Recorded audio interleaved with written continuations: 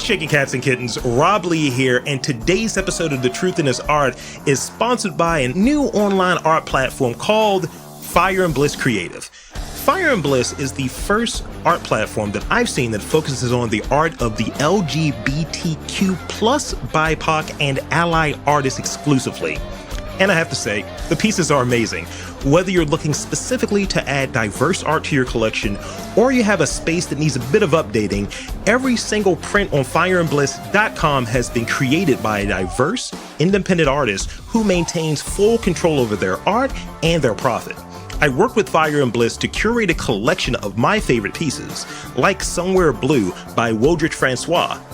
Shop my favorites at fireandbliss.com/truth and get 20% off your first purchase at Fire and Bliss. Again, that's fireandbliss.com/truth and use the code TRUTH for 20% off your first purchase. Welcome to The Truth in This Art. I am your host, Rob Lee, and today I have the privilege of speaking with a painter based in Philadelphia, Pennsylvania. His paintings and works on paper examine the fluid and contradictory nature of memory and place, with an emphasis on color, multi-layered systems, and process. Please welcome Tim McFarlane. Welcome to the podcast. Thank you. Glad to be here. Absolutely. So we got to start off, for those who are unfamiliar, give us those vital stats. Can you tell the listeners about you? And, I said the copy and paste, introduction. How do you introduce yourself? How do you describe your work? Yeah, sure. So, I'm born and raised in Philadelphia. I'm still living here, but I've been to a lot of other places. I've been making art now since high school at least. So that's 40 years. So it's at least for 40 years or so. And art has just been my life, the first time I remember, making something that I felt like was my own was, cutting up, one of my mom's shoe boxes that she wasn't very happy about. And I made a little cardboard man out of it. Yeah. But that was I was about 6 years old when that happened. So, it was a trip. Yeah, I mean, when you're starting off with that first exploration into art, I used to I was one of these kids that I wanted to be an engineer when I was younger, right? And cool. I would get these different pieces from department stores, the tags and stuff, and those little clip-ons, and I would make them into almost like Lego figures. Yeah. And I got in trouble, right? It's just right? Why are you taking things off the dresses? It's like, look, man, I don't know what to tell you. I want to make this. I like Transformers. I don't know what to tell you. Exactly. I used to pick up stuff off the street. I used to find, when I was a kid, I used to find broken toys and whatnot. Yeah. And I would just bring them home. I'd fill up shoe boxes full of stuff, and then I'd just start gluing random things together. It drove my mom and dad crazy because I had all this stuff out there bringing it off the street. They're like, boy, what you bringing all this dirty stuff? I clean it up and stuff, but they didn't see it like that. So, but yeah, that was pretty funny. Now they would say, found his process includes found items and blah exactly. blah blah. that would be a thing. Not to slag off on that, but it is still depend. And that's why I think it's important to have ultimately we speak for ourselves, right? So right. If someone asks me, what do you do? I'm like, I'm a cultural curator that podcast. Mm-hmm. Whereas someone may say, oh, you're this type of artist, but you may reject that term. You know what I mean? Right. But people will find a way to elevate. If you're on LinkedIn long enough, you see so many sequel evangelists and things of that nature. It's there's no religion in there. What are you saying? Right. I don't put a label on it myself. I just call myself a painter. That's how I refer to myself, because that's mainly what I do. I make other things, but that's where my base is. Yeah. So speak a bit more, because I had it in that initial line. Speak more on some of those themes that you pursue in your work. Yeah. So lately, I think the thing about time and memory has been something that I've dealt with for a long time in my work. And lately, I've incorporated the use of what I call glyphs in my work. And glyphs are basically these made up things that almost look like letters, but they don't represent a particular language or anything. And that's all that comes from observations I make, in environments about like how people affect the environment. So, people like will throw up tags, graffiti. And then people will throw up posters, and then someone will buff that out, and then someone will come along and throw up another poster and someone tag over that. So then like that gets worn away or torn up. And then so you start seeing all these histories intersect in a space. And it's by and basically you may not know exactly who did what after a while. So all these lives are sort of building up in this space. And so all these stories are coming together.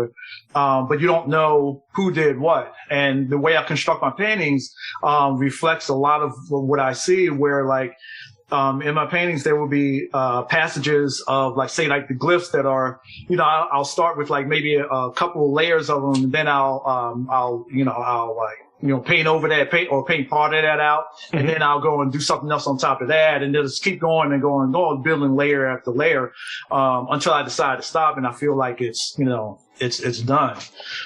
So it's sort of, I'm not looking to replicate what I see in the street directly, but it just, I like playing with space, and I like playing with people's,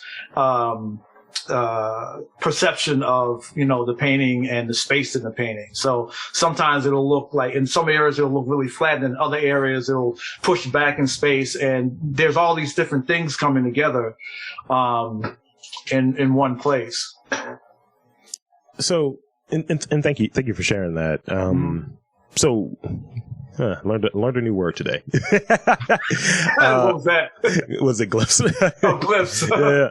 I mean, I've seen like the Prince symbol, right? No. Well, yeah. Well, I mean, I call it a glyph, but yeah. I mean, basically, people aren't familiar with. I think about. So I think of them almost as like a language that something that might be referred to or might compare to maybe hieroglyphics, or some early language that we don't necessarily know. We don't hold the key for all of it, Sure. In terms of what means or whatever. Mm-hmm. So I did a print project last year that's called Tomorrow's Conversations. Not last year before last, actually. The pandemic time is, again, at that time. Flat circle, just done. I don't know where we're at. Exactly. Yeah. So I did. It's called Tomorrow's Conversations, and it's a print project where I worked with a printer, and we worked through the Brandywine workshop here in Philadelphia. And so what we did is, and it was during the pandemic. It was during the first lockdown and everything. So we had to figure out a way to get communicate with each other and work on a project. So I sent him some drawings. I did 3 or 4 drawings. And then, they started doing some printing. And so we wound up with what's called a varied edition, where each print isn't the same image, but it's a different image that plays off of these 5 wood blocks that we did. So anyway, long story short, sort of some of the thinking behind that, goes to what if in the future, what if somebody unearths these, if they're still around or something like that, if someone finds some of my work or something like that, will they try to decipher it in some way? You know what I mean? So, yeah. Will there be, maybe they will, maybe they won't, I don't know. But that was the idea I was playing with, past and future, where in the past, we've looked at old languages and tried to decipher them. And maybe in the future, someone might find these and just wonder, if this meant anything, and try to piece meaning, to it. Where I'm not placing any particular meaning onto it other than a relationship to writing or whatever, and communication. That it's one of these things that stuck out to me. I remember this, An Evening with Kevin Smith. It was a thing I watched years back, and he was Catholic, and he was talking about religion and all of that stuff, and he started having a crisis of faith, and it was around the time he did this movie Dogma, and he was talking about and I was reading these stories at the time, so it definitely resonated with me. He was talking about like Aztecs and Incans, Mayans, and all of that stuff. Like, yeah, they, worship the sun gods, to be very macro about it. And he was like, and we laugh at their religion. He's like, who say we're going to look at ours and we're going to perceive it the same way 100, 200, 300 years from now? Right. And that's kind of what it made me think about. Like, as time passes, what may have meaning or a certain meaning or no meaning, that all shifts. Yeah, exactly. And it's shifting all the time. So, I'm not expecting anything out of that, but that was like part of the thought process. It's like, I'm not, if my work lasts, another 500 years, great. If not, I won't be around to see it anyway. So, these podcasts are going to live on. So, yeah, there you go. So I moved this question up because I thought it was relevant to kind of where we were at earlier in the conversation. I didn't want to, go too far away from it. So I read that creativity in children, right, is great because it's unaffected by critique, comparison, or even ego. Children typically, when you're creating to create, and we both kind of, having our anecdotes about it. And as adults, we get further away from that, and sometimes we can reconnect to it. Is that something you agree with? And how do you tap back into that childlike creativity or exuberance? I do think, we do get away from it because of, any number of reasons of getting older, taking on responsibilities that the world sets upon us, that society sets upon us and everything. And I do think we can tap into that. It won't be the same because, we know too much. We've been taught too much. You know what I mean? As kids, like, as little kids, like, you don't have the experience that you have as an adult. So, the world's a blank page, a blank canvas, so, but I think we can definitely tap into it if we allow ourselves to remain open, to different things and allow ourselves breathing room to change and to and be open to discovery. Keeping a fresh eye on the world and whatnot. And that can be hard to do, for a lot of us when you're like, you got bills to pay, you got to like be somewhere, you got a job you got to do, you have all these things, you have children to teach and to raise. A lot of that can get in the way of, that childlike wonder sometimes. But, I find as an artist that, and, I only say just as an artist, but I would say as a person who has, chosen to pursue art and remain open to a lot of different things. I think maintaining some sort of openness about learning and, wonder about the world and the universe,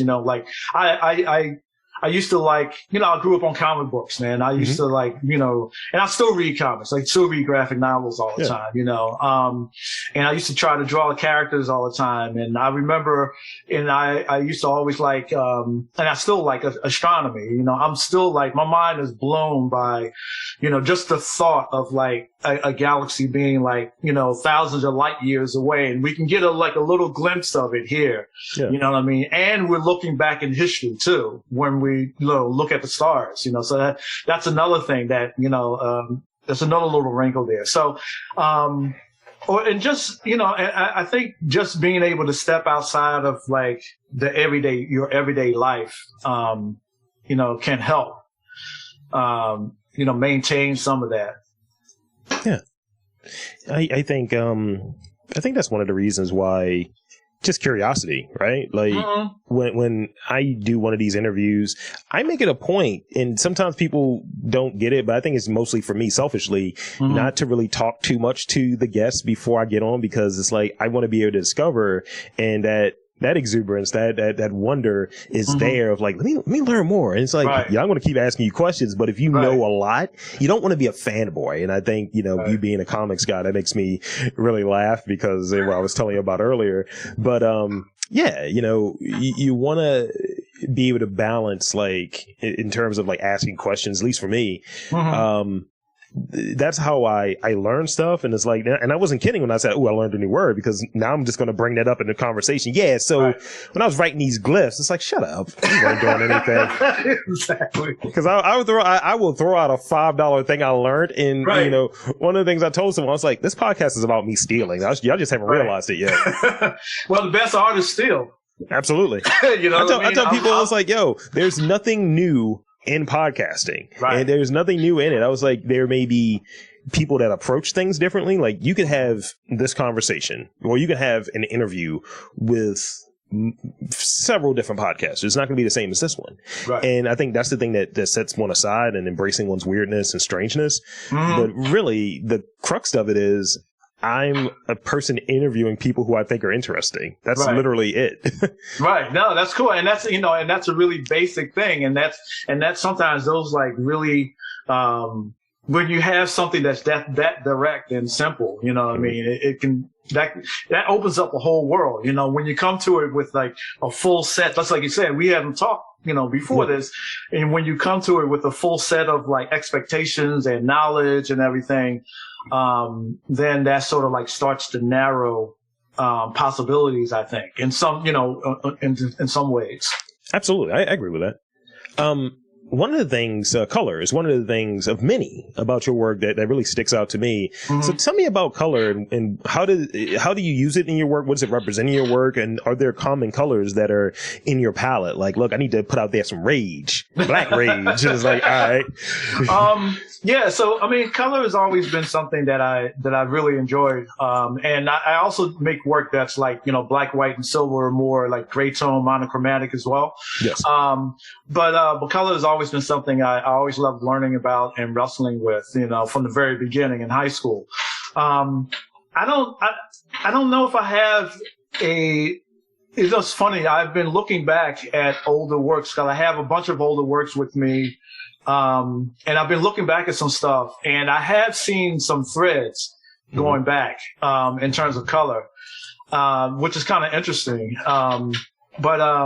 But one of the things that I started doing early on when I was in school is I started not using black so much, because I remember having an assignment one time, you know, where, you know, we weren't supposed to use black or something like that. And I found it really interesting, and it's really sometimes like a little bit of a challenge to find colors. But what I like making chromatic blacks. So I'll mix different colors together, because that's basically what black is, except that, you know, but I'll take different colors, like, you know, deep browns, deep blues, you know, some reds or whatever, and, you know, start mixing them to make, you know, to make a dark, to make a black, you know, because I always kind of felt that somehow, like a lot of times, like just black in painting was cheating in a way, you know what I mean? I mean, not really cheating, but I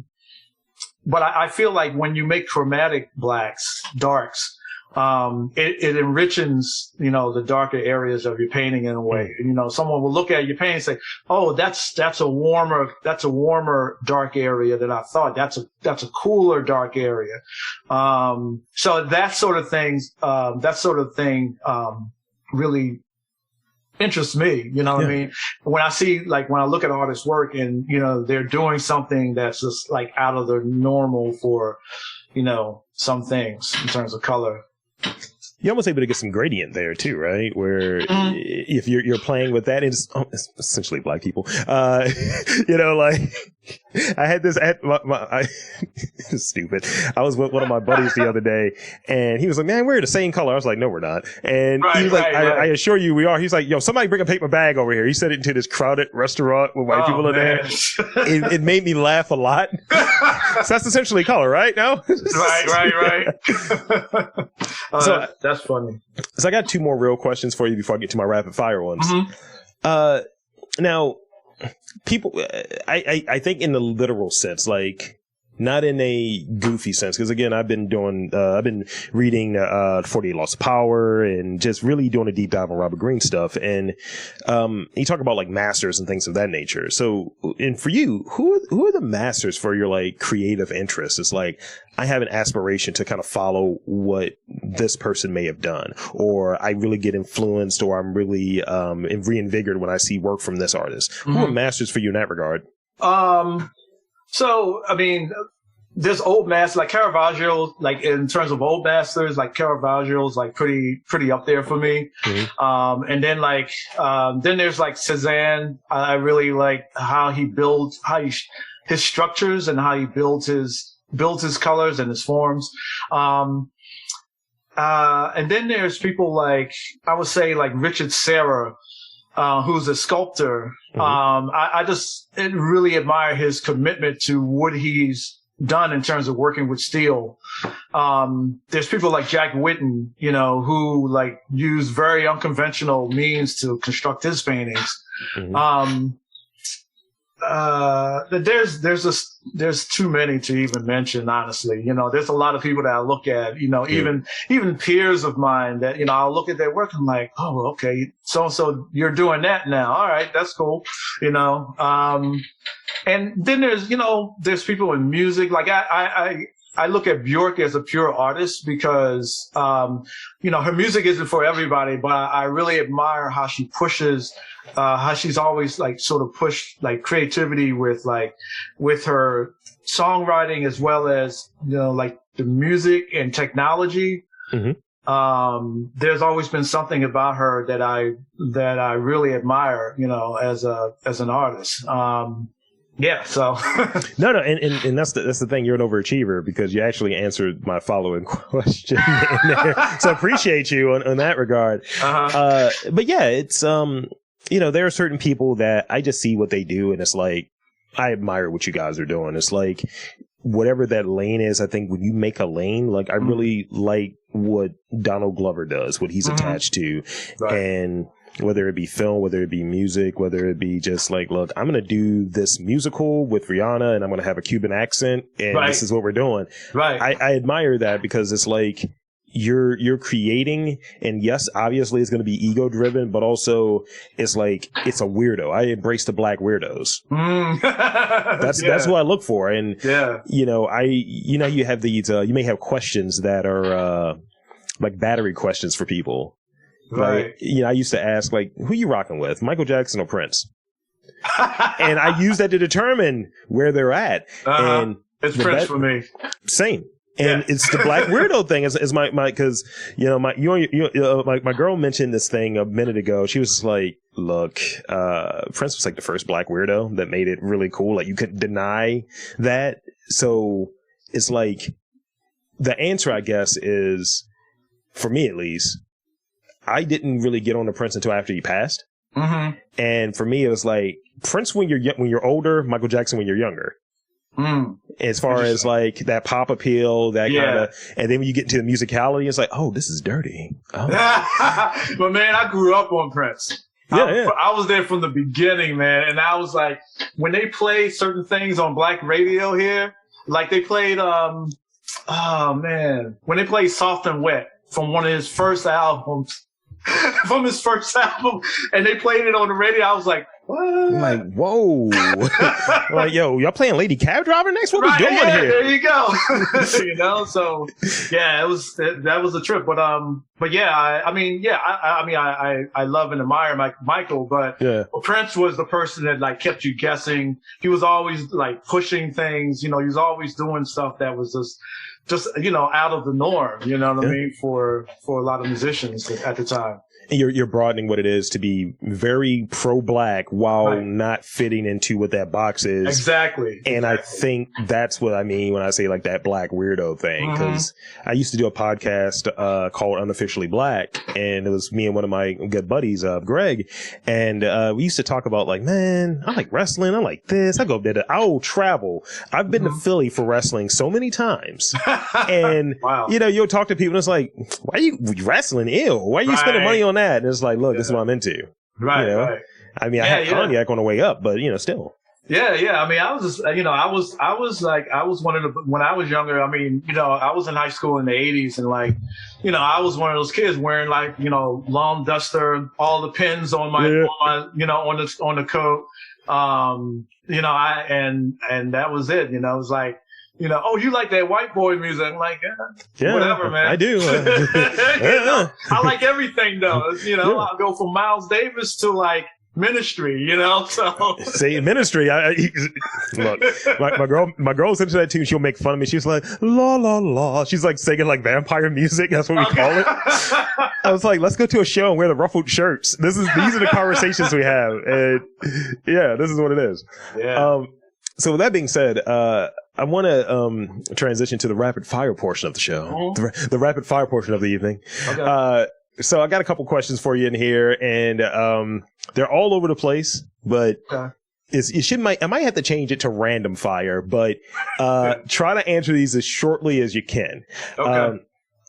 Okay, so what's the first thing you check out when traveling that gives you a temperature of the culture of a place? So you go to a new place. What's that first place you're going to? It's like, okay, this is wild. Okay, I can hang out here. What is that thing that you look for?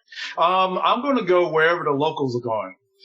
You know what I mean? Okay. Like, it's, like if it's food, especially if it's food, you know what I mean? I'm going to go where the locals are going. Okay. Because that's how you know that like something's authentic and it's good, and it's probably going to be really good. So yeah. I dig it. I usually look for the neighborhood. I look for something in that vein. It's like, oh, there you go. Oh yeah, that's always going to be food. Oh, it's safe. Great. Right. Exactly. Or it's like, if it's like a few too many skateboards, it's like, all right, I don't know. I don't want to be around here too late. Which comic character do you relate to most? Oh God! Oh, I put this in recently because I told you I was going to troll you. Oh man! What comic character do I think? Oh man! I kind of relate to like I think I can't say it's like one, but I would say the X-Men. Okay. Because you kind of like like because they're kind of like outsiders. You know what I mean? Yeah. That sort of thing. Okay. I'm a big Colossus guy. Oh yeah, cool. Yeah. I remember the arcade joint back in the day. My brother and I would get like the off kilter ones. It's like I got Colossus, he would get Nightcrawler. Okay. That was the gang. Couple more. I could do Nightcrawler. Yeah. I could see myself. Yeah. Yeah. But in terms of like comics overall, I'm probably a little more Marv from like Sin City than I would like to admit. Oh, okay. Yeah. I would grab a dude by his head. Never mind. Yeah. Don't out yourself here, man. Since you're in Philly, you're a Philly guy. What Philly food is a must try? And let's not do the, hey, here's the tourist attractions, because I've already had them, those two different places. So what's the one for you that's the underrated one that you're saying, you got to try this? Oh, man. So I don't eat meat. Okay. So, I'm basically a pescatarian, so I eat fish. Oh, man. There's a few places that we go, but I'm trying to think of, like, I've been eating a lot of pizza lately, too. There's this place called Stina. Okay. It's a restaurant, Stina. Yeah, that's pretty good. It's like a Mediterranean place, and they make these really bomb pizzas though. Okay, I like to hear it. I like to hear that. I went up to the last time I actually traveled. I went up to Providence, and went to this place that had these really dope pizzas. And I'm trying to have someone down here in Baltimore replicate this pizza I had. It was like oysters and it was like sliced potatoes. I was like, this is fire.